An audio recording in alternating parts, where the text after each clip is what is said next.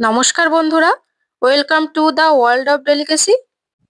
আজ নিয়ে চলে এসেছি চানা পনির রেসিপি, যা লুচি, রুটি, পরোটা, বেবি নান, লাচ্চা পরোটা সবকিছুর সাথে কিন্তু খুবই ভালো লাগে খেতে। দারুণ টেস্টি এই চানা পনির বাড়িতেই খুব সহজে কিভাবে বানিয়ে নেওয়া যায়, আজ তোমাদের সাথে সেটাই কিন্তু আমি শেয়ার করব। রেসিপিগুলো ভালো লাগলে কিন্তু অবশ্যই লাইক, কমেন্ট, শেয়ার আর সাবস্ক্রাইব করে আমার পাশে থাকবে। চানা পনির বানানোর জন্য আমি এখানে নিয়ে নিয়েছি পনির, কিন্তু 100 গ্রাম মতো পনির আছে। এখানে আমি দেখো একটা বড় সাইজের আলু আমি ডুমো ডুমো করে কেটে নিয়েছি। এখানে কাবলি ছোলা আমি সারা রাত ভিজিয়ে রেখেছিলাম ভালোভাবে ধুয়ে। তারপর একটা প্রেসার কুকারে দিয়ে আমি পরিমাণ মতো লবণ, হলুদ, জল দিয়ে 5 থেকে 6টা সিটি আমি দিয়ে নিয়েছি।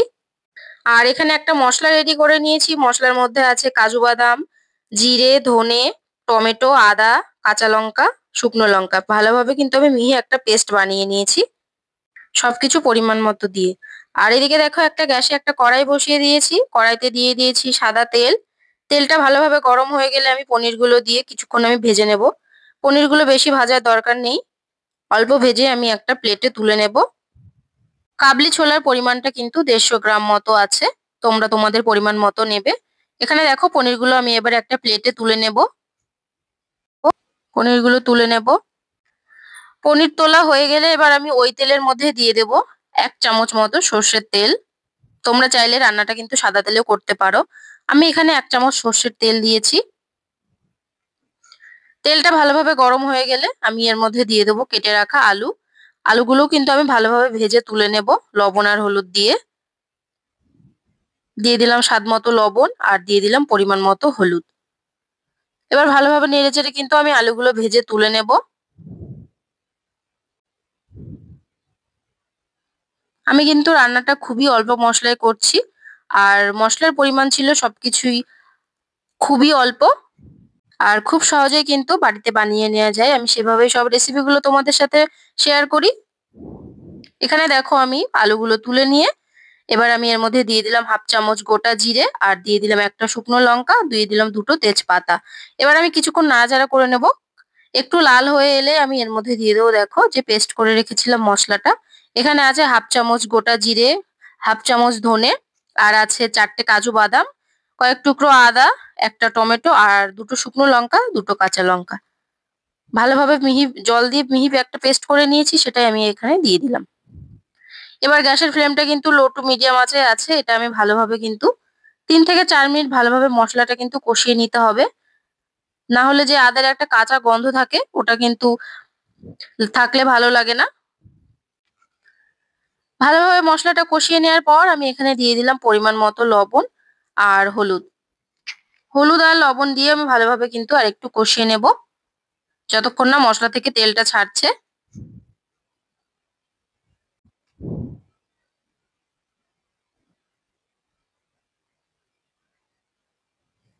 এখানে মশলাটা খুবই ভালোভাবে কিন্তু আমি কষিয়ে নিচ্ছি। এবার আমি এর মধ্যে দিয়ে দেব স্বাদ মতো একটু মিষ্টি। মশলাটা কিন্তু আমার খুবই ভালোভাবে কিন্তু কষানো হয়ে গেছে। মশলা থেকে অলরেডি তেলটা ছাড়তে শুরু করে দিয়েছে। এবার আমি এর মধ্যে দিয়ে দেব ভেজে রাখা আলু। আলুটা দিয়েও কিন্তু আমি বেশ কিছুক্ষণ আমি একটু কষিয়ে নেব। আলুটা ভালোভাবে কিন্তু কষানো হয়ে গেলে এর মধ্যে আমি দিয়ে দেব আগে থেকে যে কাবলি ছোলা আমি সেদ্ধ করে রেখেছিলাম লবণ হলুদ দিয়ে, সেটাই কিন্তু আমি এবার এর মধ্যে দিয়ে দেব।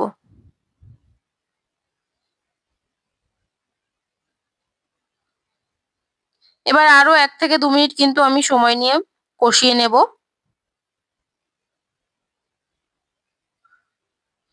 কাবলি ছোলা সেদ্ধর সময় যে জলটা বেঁচে গেছিল সেটাও কিন্তু আমি এখানে অ্যাড করে দেব। ভালোভাবে কিন্তু কষানো হয়ে গেছে। এবার আমি এর মধ্যে দিয়ে দেবো দেখো কাবলি ছোলা সেদ্ধ করে যে জলটা বেঁচে গেছিল ওটাই আমি দিয়ে দিলাম। ওটা আমি ফেলিনি, আর একটু নর্মাল জল আমি এতে অ্যাড করে দিলাম। এবার ভালোভাবে নেড়েচেড়ে দিচ্ছি। এবার গ্যাসের ফ্লেমটা হাইতে করে দেব। কিছুক্ষণ আমি রান্নাটা হতে দেব।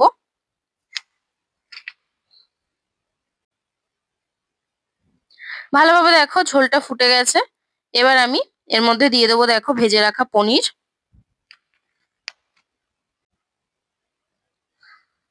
এবার পনিরগুলো আমি ভালোভাবে একটু মিশিয়ে দিয়ে আমি গ্যাসের ফ্লেমটা কিন্তু লো টু মিডিয়াম আঁচে করে দেব। এবার আমি 4 থেকে 5 মিনিটের জন্য কিন্তু আমি রান্নাটা ভালোভাবে হতে দেব। এখানে দেখো আমি ঢাকা চাপা দিয়ে দিলাম।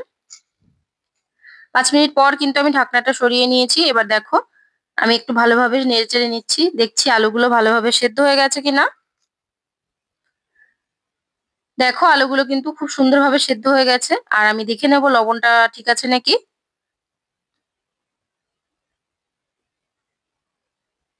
কালারটা কিন্তু খুবই সুন্দর এসেছে, দেখে তোমরা বুঝতেই পারছো। এখানে আমি দিয়ে দিলাম আর একটু স্বাদ মতো লবণ। লবণটা একটু কম ছিল, ওই জন্য আমি এখানে একটু অ্যাড করে দিলাম লবণ। লবণটা দিয়ে আমি ভালোভাবে একটু মিশিয়ে নিচ্ছি। আর ওপর দিয়ে ছড়িয়ে দিলাম গরম মশলা। গরম মশলাটা দিয়েও আমি ভালোভাবে নেড়েচেড়ে নেব। নেড়েচেড়ে আমি গ্যাসের ফ্লেমটা অফ করে ঢেকে রাখবো কিছুক্ষণ।